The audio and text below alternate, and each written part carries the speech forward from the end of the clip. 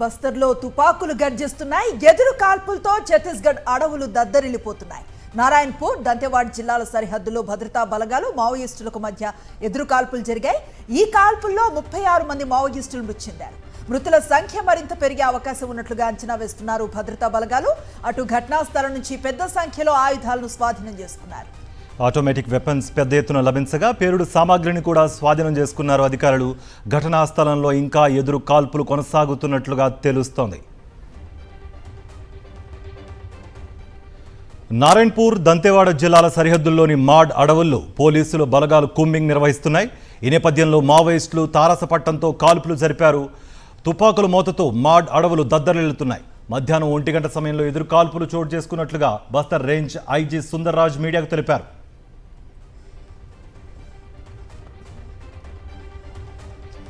ఈ ఏడాది జరిగిన ఎన్కౌంటర్లలో 5వ అతిపెద్ద ఎన్కౌంటర్గా పోలీసులు చెబుతున్నారు.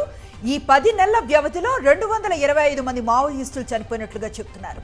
వరుస ఎన్కౌంటర్లతో మావోయిస్టు పార్టీ కూడా ఉక్కిరి బిక్కిరవుతోంది. తాజాగా ఎన్కౌంటర్తో మావోయిస్టు పార్టీ అత్యవసరంగా సమావేశమైంది.